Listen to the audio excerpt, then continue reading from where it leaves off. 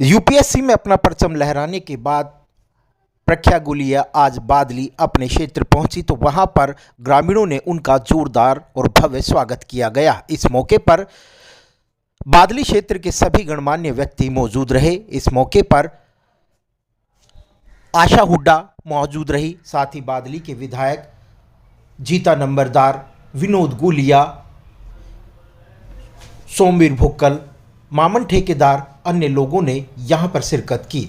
इस मौके पर महिलाओं ने ढोल की थाप पर ज़बरदस्त नृत्य किया और अपनी बेटिया का यहां पहुंचने पर जोरदार स्वागत किया गया। हम आपको बता दें कि बादली की संतोष एकेडमी से इस बिटिया ने अपनी शिक्षा ग्रहण की, तो इस मौके पर बादली पहुंचने पर उनका जोरदार स्वागत किया गया। साथ ही संतोष एकेडमी के डायरेक्टर भी यहां मौजूद थे, उन्होंने भी यहां पहुंचने पर इस बिटिया का स्वागत किया।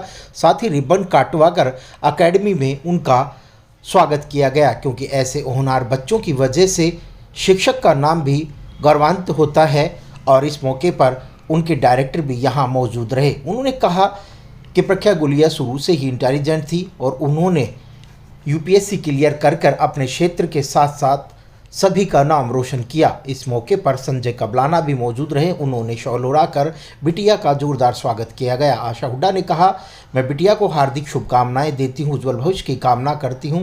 साथ ही बादली के विधायक ने भी बिटिया के उज्जवल भविष्य की कामना की और उन्होंने उनके दादा दादी और माँ बाप की सराहना की कि बिटिया को आगे बढ़ाने में अहम भूमिका माँ बाप निभाते हैं। ये हमारे सबके लिए, बादली गांव के लिए, हमारे हरियाणा के लिए, रोहतक जिले के लिए, इस पूरे एरिया के लिए गर्व की बात है कि हमारी बेटी ने आईएएस क्लियर किया है। और जब हमारी बेटियां जब इस तरीके से आगे बढ़ेंगी, बाकियों के लिए प्रेरणा का काम करेंगी, तो एक माँ होते हुए मेरा फर्ज था कि मैं आऊँ, अपनी बेटी को बधाई दूँ, तो आगे के उसके जीवन के लिए शुभकामनाएँ दूँ।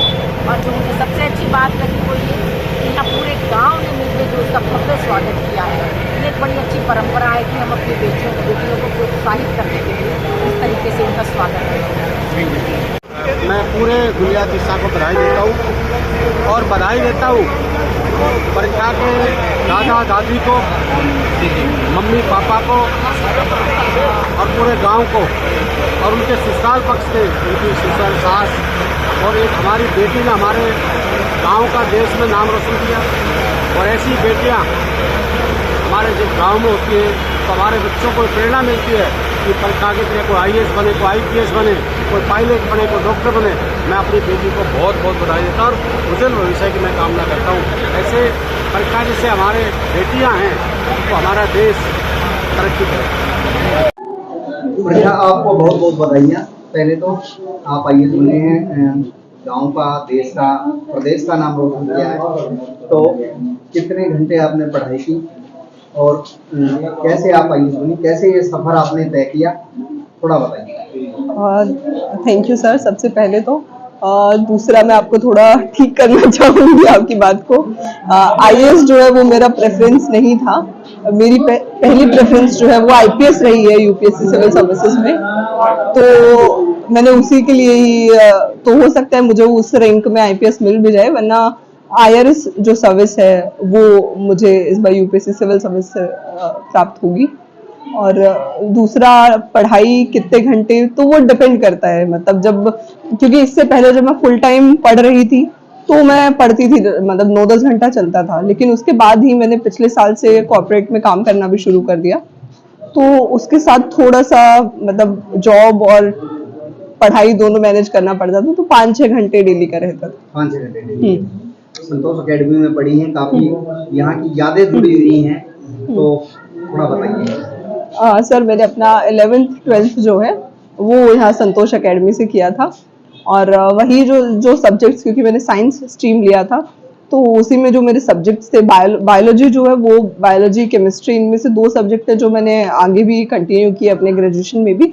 और उसी बायोलॉजी में से एक बॉटनी था जिसको मैंने आगे जाके अपना सिविल सर्विसेज में भी अपना ऑप्शनल रखा, और उसके साथ ही ये रैंक मुझे मिली है बॉटनी के साथ ही। आज प्रेरणा में कौन सा अटेम्प्ट आ, तो पहली से पहली परीक्षा दी होगी, कहाँ सफलता मिली, कहाँ एक्सपेक्ट मिली सर? क्या प्रेरणा है? सर, सिविल सर्विसेज में मैं पहले 3 प्रीलिम्स जो है वो मैं नहीं निकाल पाई थी, तो थोड़ा सा मतलब पहले प्रीलिम्स के बाद ही मुझे ये रियलाइज हो गया था कि ये जो एग्जाम है बहुत अनसर्टेन है, तो आप इसके भरोसे ऐसे नहीं बैठ सकते हो। भले ही आप मेहनत कर रहे हो, मेहनत देखो यूपीएससी जो करते हैं वो सभी लोग करते हैं, पर इसमें कहीं ना कहीं थोड़ा सा लक का और थोड़ा सा सही टाइम पे जब आपका टाइम होगा तब वो होगा, तो उसके लिए थोड़ा सा हमें वेट करते रहना चाहिए जब तक मतलब दूसरे एरियाज में भी एफर्ट्स लगा लेने चाहिए।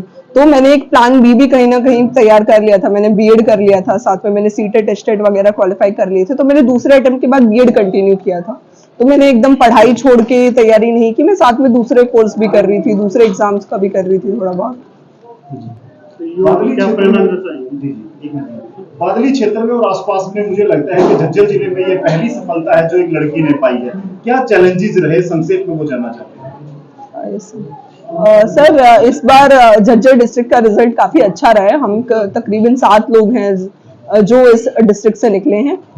तो चैलेंजेस यही है कि थोड़ा सा हमें गाइडेंस नहीं मिल पाता है। जैसे अभी मैं बहुत सारे लोगों को देख रही हूँ जो फर्स्ट अटेम्प्ट में क्रैक कर रहे हैं, सेकंड अटेम्प्ट में क्रैक कर रहे हैं, लेकिन उन लोग का है कि वो या तो ग्रेजुएशन से ही मतलब तैयारी कर रहे हैं, या फिर उसके 11th-12th से बच्चे सोच लेते हैं कि उनको सिविल सर्विसेज करना है या जो भी करियर उनको चूज करना है।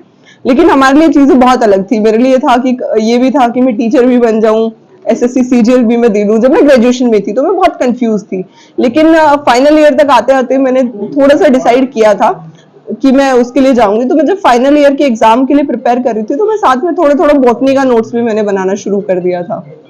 तो बच्चों को थोड़ा सा अगर प्रॉपर गाइडेंस मिले, करियर काउंसलिंग अगर मैं बोलूँ तो वो रहे, तो डेफिनेटली बहुत सारे बच्चे हैं जो अच्छा कर सकते हैं। आगे आपका क्या टारगेट है, क्या उद्देश्य है, क्या नहीं? बस यही है, जो भी मुझे सर्विसेज मिलेंगी मैं उसमें पूरा ऑनेस्टी और इंटीग्रिटी के साथ काम करना चाहती हूँ विद माय अटमोस्ट एफिशिएंसी। ग्रामीणों ने बड़ा ही भव्य और दिव्य आपका जो है स्वागत किया है, कैसा फील हो रहा है? सर बहुत अच्छा फील हो रहा है। मैं आज मतलब मैं सुबह भी इसी बारे में बात कर रही थी कि इंटरव्यू में मुझसे कुछ क्वेश्चंस पूछे गए थे कि आप दिल्ली में भी रही हो, हरियाणा में भी रही हो, तो दोनों मतलब गांव में भी रही हो, तो दोनों के उसमें क्या फर्क है। तो तब तो मैंने बहुत अलग चीजों के बारे में बताया था कि एजुकेशन की हम बात करें, हेल्थ सेक्टर जो है वो कहीं ना कहीं वो सर्विसेज शहरों में बेहतर हैं। लेकिन जब हम देखते हैं कि वो अपनेपन की जो फीलिंग है, जैसे मतलब कोई भी एग्जाम क्रैक कर रहा है तो यार अपने लिए ही कर रहा है at the end of the day. मतलब सब लोग सोचते हैं कि ठीक है तुमने निकाल लिया, तुम अपना काम करोगे, बाकियों का क्या है। लेकिन जब मतलब यहाँ से मैंने एक्सपेक्ट नहीं किया था कि लोग मेरी खुशी में इतना ज्यादा खुश होंगे, तो मैं भी मतलब मुझे बहुत अच्छा लगा इसके लिए। और मैं भी जो बाकी मुझसे छोटे भाई बहन हैं, बाकी जो भी बच्चे हैं जिनसे मतलब जिनको मुझसे जो भी गाइडेंस पढ़ाई से रिलेटेड जो भी मुझसे हेल्प चाहिए, मैं वो डेफिनेटली उनका करना चाहूंगी।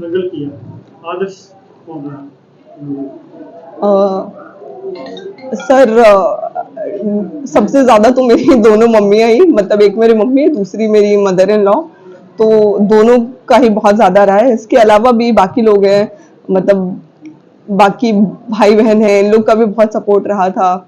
अशोक भाई हैं, अजीत भाई हैं, तो ये लोग भी मतलब थोड़ा थोड़ा हमेशा कि नहीं पढ़ो, कोई बात नहीं, हो जाता है, थोड़ा ऊपर नीचे चलता रहता है, तो वो सबका रहा। और इवन मेरे हस्बैंड का तो इनका तो मतलब बहुत ज्यादा सपोर्ट रहा है। संतोष एकेडमी में पढ़ने वाले बच्चों के लिए मेरा यही संदेश है कि देखिए आपको मतलब बहुत अच्छे टीचर्स मिले हैं, तो आप जो भी मतलब आप सब्जेक्ट हो उसको पूरा मन लगा के पढ़ो।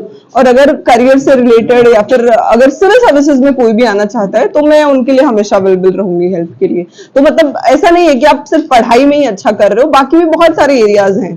तो जो भी बच्चा जिसको लगता है उसकी दिलचस्पी जिस चीज में है उसको उसी पे काम करना चाहिए। ऐसा नहीं है कि जबरदस्ती दूसरे उस पे करें। माँ बाप को भी थोड़ा ये बात समझना चाहिए कि जिस भी चीज में आपका बच्चा अच्छा है, उसका मन है, उसको उसी एरिया में सपोर्ट करें।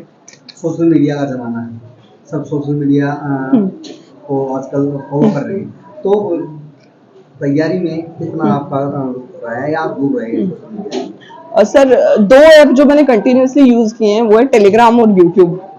तो क्योंकि यूट्यूब तो न्यूज़पेपर के डिस्कशंस के लिए, बाकी चीज के लिए, टेलीग्राम पे हमें बहुत सारा मटेरियल मिल जाता है स्टडी रिलेटेड। कुछ चैनल्स हैं जो कि स्पेसिफिकली सिविल सर्विसेज के लिए हैं, तो उनसे था।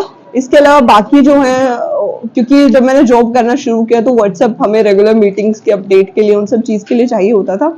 इंस्टाग्राम मैं ऑन एंड ऑफ चला लेती थी, जैसे कि जब प्रीलिम्स हुआ तो उसके बाद 1-2 दिन चला लिया, फिर तो मेंस के लिए तक टाइम ही नहीं। आज का जो दिन है, प्रख्या बेटी के स्वागत समारोह का जो आज दिन है, वो हमारे लिए बड़े ही गौरव की बात है और गौरव की बात है, क्योंकि बेटी ने पूरे देश में अपना नाम रोशन किया है। और ये तो हमारे समाज के लिए, हमारी खाप के लिए, गुड़िया तीसी के लिए बड़े ही मान और सम्मान की बात है, जो बेटी ने आज हमारे लिए एक आपके और समाज के लिए एक इतिहास रचने का काम किया है। जी, तो शुभकामनाएं। हाँ, बेटी को आज हमारे पूरे समाज ने, खाप ने, आसपास के एरिया ने, सभी ने बहुत बहुत आशीर्वाद दिया है, सभी प्रबुद्धजनों ने। यहाँ तक कि आज जो पूर्व मुख्यमंत्री भूपेंद्र सिंह हुड्डा जी थे, उनके पत्नी श्रीमती आशा हुड्डा जी, जो हमारी माँ जी के समान है, उन्होंने भी आकर के प्रख्या बेटी को आशीर्वाद दिया है और सभी ने आशीर्वाद दिया है। हमारा आशीर्वाद भी प्रख्या बेटी के लिए है और हम चाहते हैं कि आगे आगे हमारे जो छोटे बच्चे हैं वो प्रख्या बेटी से प्रेरणा लेकर के इसी तरह से मेहनत करके अपने परिवार का और सभी का, समाज का नाम रोशन करें। हम बेटी प्रख्या के को भी और उनके परिवार को भी, यहाँ तक कि उनके ससुराल पक्ष को भी इस चीज़ के लिए, इस बधाई जैसे उपलब्धि के लिए, अचीवमेंट्स के लिए बहुत बहुत उनका हार्दिक आभार करते हैं, उनका धन्यवाद करते हैं, स्वागत करते हैं।